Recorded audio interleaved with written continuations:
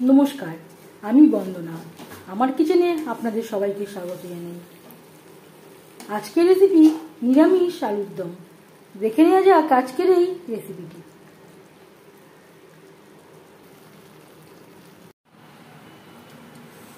নিরামিষ আলুর দম তৈরি করার জন্য এখানে আমি নিয়েছি 4টে আলু। আলু আমি খোসা ছাড়িয়ে টুকরো করে কেটে নেওয়ার পরে সেদ্ধ করে নিয়েছি। সবার প্রথমে আলু ভেজে নেব। দিয়ে দিয়েছি সামান্য পরিমাণে 1 চামচ রিফাইন্ড অয়েল। আমি রান্নাটা রিফাইন্ড অয়েলে করছি, আপনারা চাইলে যে কোনো কুকিং অয়েলেই করতে পারেন।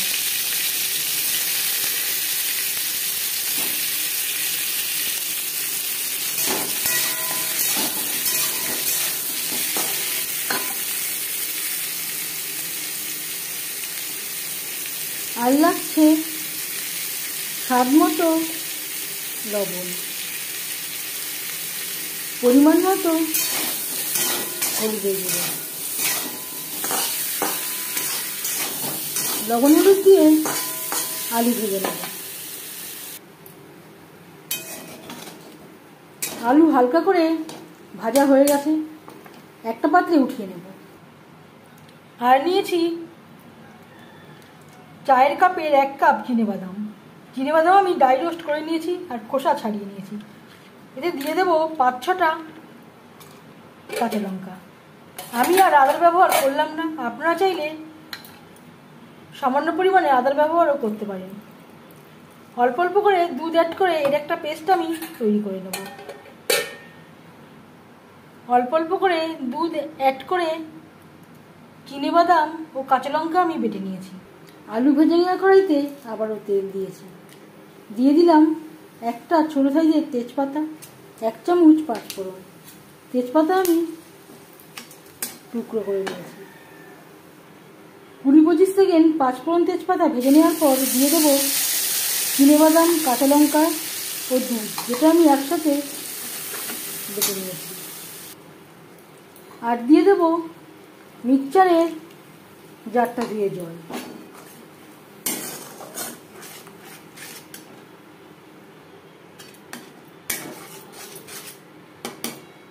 তিন 4 মিনিট নাড়াচাড়া করে নেওয়ার পর দিয়ে দেবো 1 চামচ ভাজা জিরের গুঁড়ো, 1 চামচ ভাজা ধনের গুঁড়ো।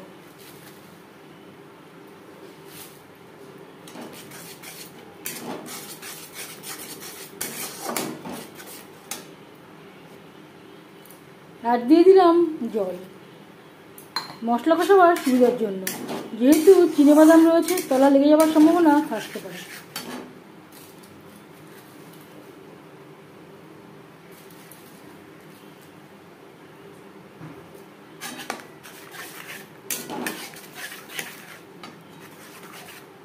লো টু মিডিয়ামে রেখে 4-5 মিনিট মশলা কষিয়ে নেব। আর দিয়ে দেবো ঝালের জন্য 1 চামচ রেড চিলি পাউডার, পরিমাণ মতো হলুদের গুঁড়ো। এখন আর আমি লবণের ব্যবহার করছি না। আলু ভাজবার সময় আমি আগে একবার লবণের ব্যবহার করেছিলাম, যদি প্রয়োজন হয় পরে অ্যাড করব। লো ফ্লেমে 5-6 মিনিট মশলা কষিয়ে নেওয়ার পর দিয়ে দেবো আলু। মশলার সাথে আলু বেশ ভালো করে মিক্সড করে দেবো।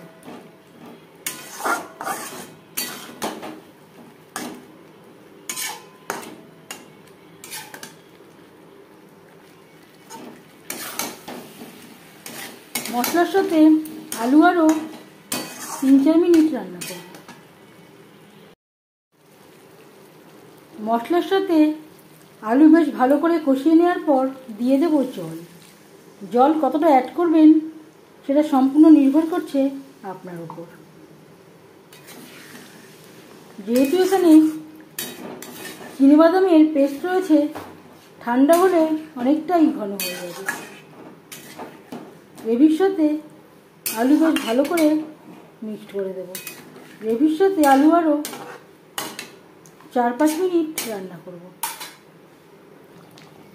আর দিয়ে দেব সামান্য পরিমাণে লবণ।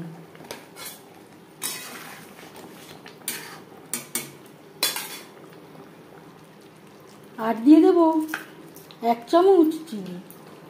এতে মিষ্টি হবে না, স্বাদের একটা ব্যালেন্স আসবে। এবার যাচ্ছি ফাইনাল স্টেপে। সবশেষে দিয়ে দেব ছোট 1 চামচ গরম মশলা পাউডার, ড্রাই রোস্ট করে রাখা কাসুরি মেথি। আমি আর ঘি ব্যবহার করলাম না, আপনারা চাইলে ঘির ব্যবহারও করতে পারেন।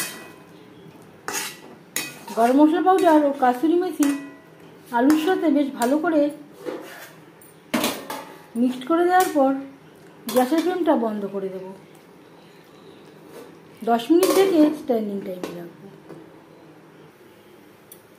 সার্ভ করার জন্য এর সাথে থাকছে লুচি।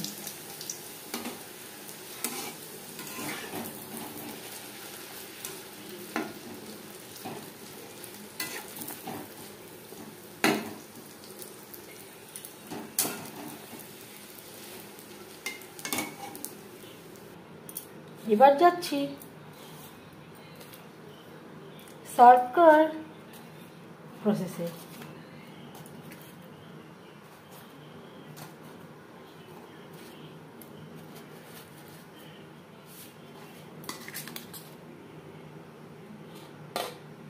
নিরামিষ আলুর দমের রেসিপিটি কেমন লাগলো অবশ্যই জানাবেন কমেন্টের মাধ্যমে। যদি এই রেসিপিটি ভালো লেগে থাকে লাইক করবেন, শেয়ার করবেন, সাবস্ক্রাইব করবেন আমার চ্যানেলটিকে, বেল আইকনটা প্রেস করে দেবেন। যখন আমি নতুন ভিডিও আপলোড করব তার নোটিফিকেশান সবার আগে আপনার কাছে পৌঁছে যাবে। আপনারা সবাই অনেক অনেক ভালো থাকবেন। এই ভিডিওটি দেখার জন্য ধন্যবাদ।